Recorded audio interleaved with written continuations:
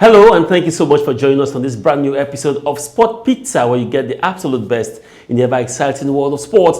Nigerians around the world making the country proud, flying the flag, the green and white flag. Kamaru Usman again retained his championship last weekend. And of course, our top strikers around Europe scoring all the goals. And of course, Simi just can't stop impressing. A brace last weekend.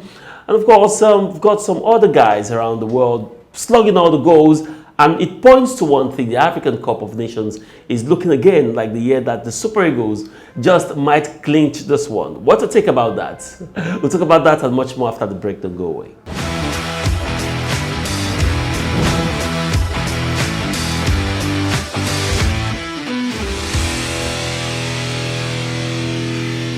Welcome back. Now, Olakule Philip joins me on the program today. Olakule Philip, good to have you. Thank you very much, Bronson Wana. It's great to be here once again to talk sport. And just like you said in the introduction, I think I'm really very happy about the events that have unfolded last week. Kamaru Usman emerging winners. And then we saw Nigerian players also getting in the goals. Samuel Chukwueze gets in a goal for Villarreal against Barcelona. The manner in which he took that goal, the techniques and all of that was absolutely breathtaking, and though it wasn't good enough for the team as they lost to FC Barcelona. We also saw Simi Nwankwo bagging a brace. Like you said, he can't just stop scoring. Not forgetting Terem Murphy for Lorient against Bordeaux, bagging a hat-trick, his first ever hat-trick in Ligue 1. I think just like you said, Nigerian players are on the ascendancy, and we hope that when African Cup of Nations and the Qualifier Cup qualifiers come calling, the Super Eagles of Nigeria should be able to nick our boats. Very well said, Kunle. I must tell you that at this point it's a very difficult job to be a Super Eagles manager,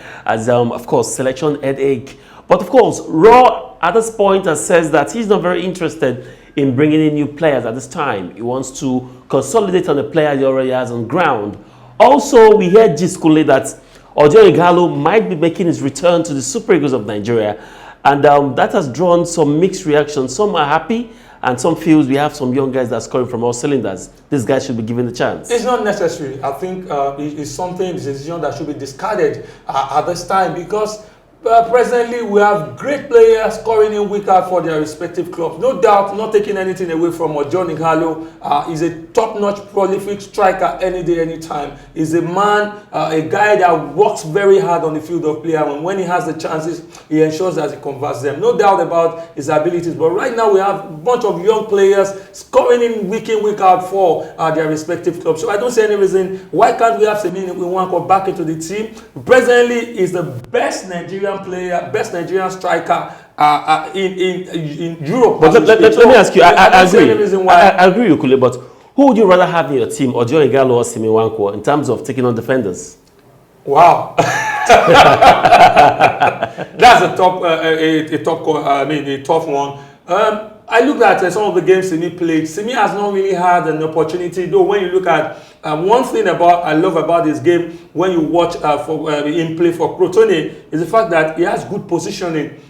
He's just a player in the mode of Rashidi Yekini. He positions himself very well. One of the games he played against NC Napoli that has our own Victor Osimhen as well. He was in good position, but one of the two goals he scored, he positioned himself very well, and he was able to get the goal. And if you watch some of the goals he has scored, he's always in the right position, but he's not the kind of player that takes on defenders. He's not the type that muzzles things out and all of that. But you see him always in the right place at the right time. I think that for a player who scored over 20 goals last season in Serie B, and coming back to score as many as 19 goals, he deserves a chance. No doubt, yes, Jorge Ighalo is always working very, very hard for the team. He works very hard. He muscles out with the defenders, just like Victor Osimhen. And when the chances comes calling, he ensures that he takes it. But let's have what I'm trying to say in essence, Bramson, is that let's get to see Simi Nwankwo also play 90 minutes for the Super Eagles. In the last World Cup, he played some couple of games and he was brought into free probably few minutes to the end of the game, and you could see the way I saw some positives from some of the games he played, because he's lanky, just like the legendary late Rashidi Yekini. He tries to hold on to the ball, guides the defenders, and he didn't really have chances because he only played cameo roles for the Super Eagles. So let's get to having play 90 minutes. 90 minutes, a probably longer time for the team, and then we can judge if probably is better or not.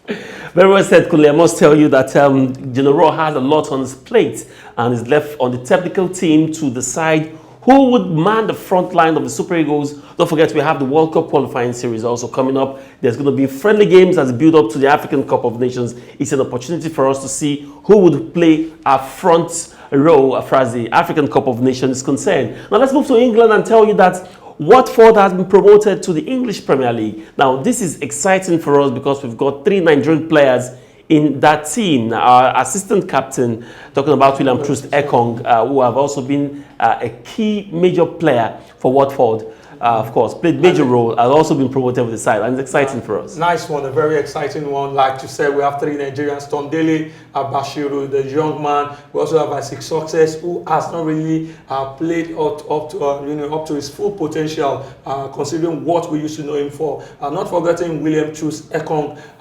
William Troost Ekong has always been a man in the act of the defense for Watford, and on some couple of games he played, because I've been monitoring their games and all of that since the inception of the league. There are games that he played, and of course he emerged as the best player of that game. But the game against Millwall, they've been absolutely consistent for almost 6 games. They were on a winning streak before they lost one, and of course they got back, defeated the team who the top of the table team, talking about Norwich City, by a lone goal away from home. That was about a fortnight ago. And against a game against Millwall was a game to determine whether they makes it down or not. They approached the game with all carefulness. And I think that towards the latter, in the first half, Ismail Assar, the Senegalese striker, was brought down, and they had to take a penalty. He converted the penalty, and they held on, they held their nerves. The fans and everyone were waiting for the referee to blow the final whistle, and when he eventually did, there was wild jubilation everywhere for the fans and of course the players. You could see it's not something we should talk about. William Troost had something in his mouth, and of course he said this is just a way to celebrate. It's one of the best times of his life. One of the greatest, the high point of his career is playing at the World Cup, winning bronze medal at the African Cup of Nations, and of course getting Watford promoted into the English Premier League. And also it's not over, because the fight for who wins the title in the championship is still on. Absolutely. And I think they're just arm's length away from, is it 5-6 points away? So it's possible. So I think the fight, it might be very difficult right now. The reason why I'm saying that is because I think Norwich have about 6 points above them, above Watford, and then the other teams are also there. Though I think the gap, the gap is kind of widening. Talking about the team that are third, not forgetting Bournemouth, and of course Swansea also in the 4th, 5th in that order. So the title is between Watford. Watford and Norwich. Yeah, but I think it's a bit slim for Watford because Norwich seems to have a better point right now. I think about 6 points above Watford. Let's see how well that goes, guys. But let's talk about the mixed martial arts. I mean, it was fantastic last weekend. Kamaru Usman made an emphatic statement, and it was well heard around the world. Masvidal, before that bout came out, criticized Usman that the last bout they had, he had just 6 days to prepare. And after the bout, Usman responded and said he's giving him a whole training session. take months, prepare, and they promised to deal with him mercilessly. And he matched his words with action. I pity Masvidal. I think I was like, oh, come on, the referee, they should stop them right now, because when he got that punch, the killer punch, I think it was like, I shouted where I was like, man, this guy's chin must have been broken because it was a heavy punch. Sorry, when you concerned about the chin or the neck? Because I was worried that Masvidal may have broken his neck. Because he went down completely and they had to run inside. It wasn't even that when he went down, Ismail Kamaru Usman went down with him and gave him almost 4-5 punches. You know, it was just easy. And the guy kept. So that was when I shouted. I said, "Come on, he should be stopped so that it won't kill him."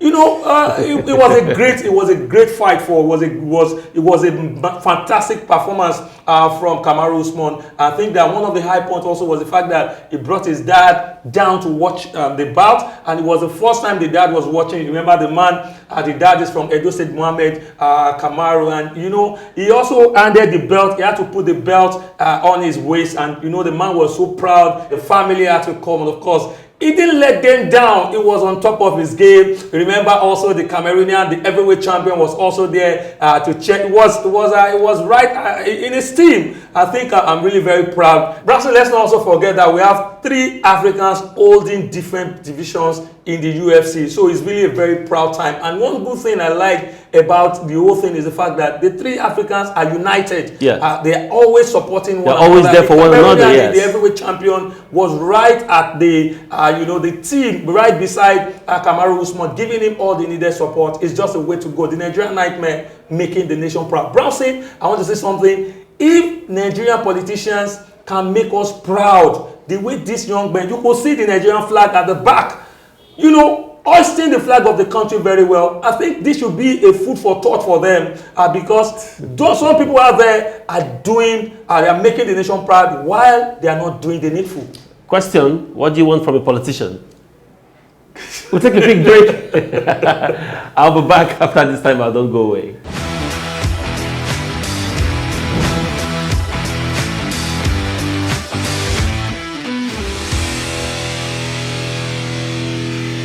Welcome back. Now, for the past weeks, the Super League has been trending. And of course, last week on the show, we talked about it. And after we spoke about it, some clubs in England withdrew from that league. But Florentino Perez, the president of Real Madrid, has come out to say that the English clubs have already signed the pact that at this point, it is very difficult for them to return. He also made a statement which also suggests that the Super League would come back in future. Now, he says that he feels the way the league was presented was misinterpreted. If the first league or if the first presentation was misinterpreted or misrepresented, are we expecting another presentation? I don't think there's going to be another presentation. There is no misinterpretation anywhere. I think that the whole process, you should know from the onset that it's going to rival the UEFA Champions League and of course the other leagues. So it's going to meet resistance from UEFA and other bodies. That is normal for them. But then they should be able to understand the fact that, look, if they want to do this, then they have to go all out. Then probably they will not, like UEFA told them on plain terms, that they will not have the teams who participate in the Super League participate in the UEFA Champions League and of course the Europa League. So it's spelled clear. There's no explanation. There's no way to it. That is the way it will be. And you know, I think at the end of the day, this will be discarded. It will be thrown into the gutter because I don't see it seeing the light of the day. Like all the teams, most of the teams pulling out, we have we still have Juve, Real Madrid, and Barcelona still not backing out. Italian clubs generally are still there. AC Milan is part of it. I think AC Milan backed out. Then Inter Milan didn't back out initially, but I think there's a statement that they might have to bow to pressure from their supporters. And you know, the Catherine, talking about the UEFA president, came out to say that there's going to be punishment for them, any team that does not back out at the end, that they are just still watching, they are still looking at the situation, that if they eventually they don't back out, punishment is going to be meted out to them. But Bronson, from my own perspective, is just a way to wake UEFA up. It's just a way to tell them that they are not doing the right thing. They are not doing things the way they ought to do. And I'm sure that they're going to up their game. But for the Super League, I don't see seeing the light of the day. Well, for me, I think I have a little different view about that. I want to agree with Florentino Perez that the way we're presented, you know, generally, first of all, see, how do they want it presented? Don't forget that this is a very big decision in European football. Now, okay. For anything to happen, you need to test waters. I think what happened was to test waters and to get reactions. Okay. I think they will come back. They will first of all start from the fans, the player union. Don't forget that every of these clubs, they have fans association. You need to carry the president. Chelsea fan president came out and said he wasn't aware, so therefore he cannot mobilize the fans. They're going to talk to players' union. They're going to be carried along, and all the clubs will be carried along. I tell you, Kule, this Super League will see the light of day. Maybe not next year, maybe not in 2022, but it looks like it will see the light of day. What's going to happen to the UEFA Champions League? What's going to happen to the Europa League? They'll sort themselves out. Football is business. I really. How will they be able to convince Kafuri, the UEFA president? Now talking about still talking about European football, Europa League would be returning this week, and of course, big games will be seen. Now, Champions League. I'm not going to talk about Champions League because it's very exciting already. We saw some stuff that is already ongoing. But I'll be looking forward to the second leg. But for Europa League this week, we'll see Manchester United take on Roma, Villarreal versus Arsenal. For Man U, big doubt. Roma seems to be getting their acts right at this point of the season. And also Villarreal, even though they lost to FC Barcelona. But against Arsenal, who have also been inconsistent. It looks like it's going to be an evenly poised game. Yeah, it's going to be an evenly poised game. Let me start from the game involving Roma and Manchester United. I think Manchester United stands a very good chance. When you look at both teams on current form, I think United have a better chance. Last week, we had Manchester United drawing, and of course, Roma lost away from home, which for me was absolutely disappointing. And when you also look at both teams in terms of performances, I think in the Europa League, in Europe, you want to give it to Manchester United. And Manchester United seems to have played some top class games this season. Let's not also forget, Bruno Fernandes. I'm a fan of Bruno Fernandes. He looks like a fan of the Europa League because he has scored 17 goals in the Europa League. He has 11 assists in 30 games from where he's coming from, his former Portuguese club and Manchester United. So I think they have a very good chance of getting. It will be an upset for me if Roma eventually beats Manchester United. This is one of the biggest trophies that Manchester United are aiming to get this season. I think they stand a very good chance. And Villarreal against Arsenal. Arsenal last week lost at home to Everton by a lone goal. Villarreal also lost to FC Barcelona by 2-1. We had lost, like we said, Samuel Chukwueze getting the goal for Villarreal. The coach of Villarreal, Unai Emery, says he's used to playing against his former teams. Remember that when he was the coach of Sevilla, he won 3 different Europa Leagues for them. So he's an expert when it comes to Europa League. I think it's going to be a very tough game. He said, Unai Emery said something. He said he wants to bring Villarreal into Europe. He wants the whole world to know the stuff they are made up, or they are made up of. And against Arsenal, I think they've got the quality. They've got the quality. You know, when you watch their games, it's just in recent time that they dropped to probably 7th on the table or thereabout. At the point in time before the big teams gelled, they were in the 3rd, 4th position, 5th position, and they were doing very well. So it's going to be a very tough one for Arsenal. And the from the way they play, I watched their game against Barcelona last weekend. I think that Arsenal will have their hands full against Villarreal. And of course, they must take all their chances as they come if they must win this one. But of course, for the Man U game, I think I'm just going to keep my money in my pocket. I'm not going to put your money on any of the teams. I'm not going to put my money in any of those teams. I'm just going to watch it for fun.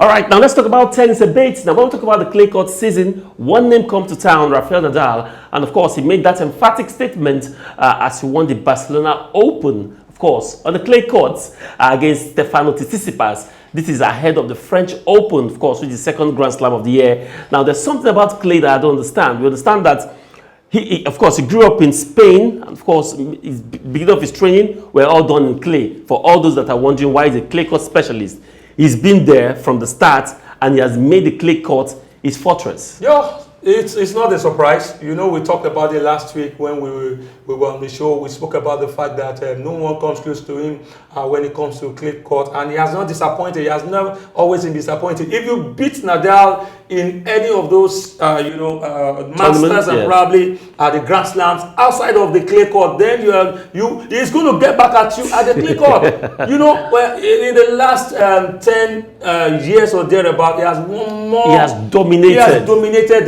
French Open. So I don't really see this being different. And then for the guy, remember, he defeated him in one of the Grand Slams. I think the last Grand Slam he participated in the quarterfinal. So it's just a way of taking back, his pound of flesh, against the guy. So for Nadal, it's going to be very difficult for either Novak Djokovic or the FedEx to beat him because, like we said, he has dominated the Roland Garros, the French Open, absolutely. So it's really going to be very difficult. It's another Grand Slam title in the offing for him. Now you can challenge for any other Grand Slam, but definitely not on the clay with Rafael Nadal. But can you watch Sport Pizza and not have a slice of it? Now let me give you a sneak peek on this one. Now the Carabao Cup final was absolutely buzzing. Now Tottenham were just this close to winning a title, but of course I think that would have been against the odds of football. Jose Mourinho took Tottenham to the finals. It would have been unfair on Jose Mourinho to have taken the team to the finals. Must you mention Jose Mourinho? Jose Mourinho took the team to the finals. It would have been unfair on the man for another coach. That game, okay. I'm sure they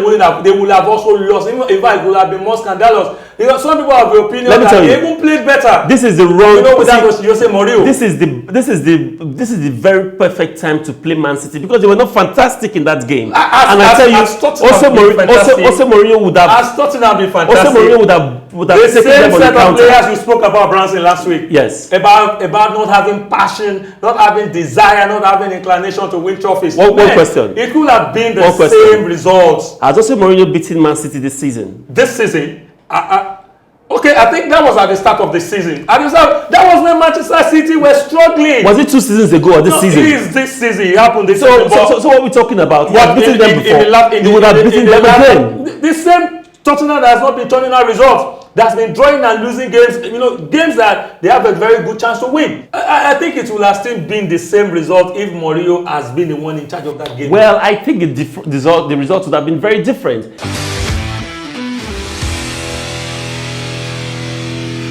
I want to believe you enjoyed the highlights, and with that is the wrap on the show today. Thank you so much for being a part of it. Now, don't forget to follow us on all our social media platforms currently displaying on your screen. Now, I want to emphasize on our YouTube channel. Go to our YouTube channel right now, and of course, don't forget to subscribe. You can also drop comments on one of our videos. We'll be so glad to hear from you. Olakunle Philip, my strike partner, even though he doesn't agree with me with Jose Mourinho sometimes, but it was good to have you on the program today. It was a great time. Yeah, I think I really had a nice time there. All right, Kole, even though I know it's not from your mind, I hope someday you come to believe that Jose Mourinho is really the special one. That's my final take on the show today. Don't forget to join us again next week. Until then, please stay safe.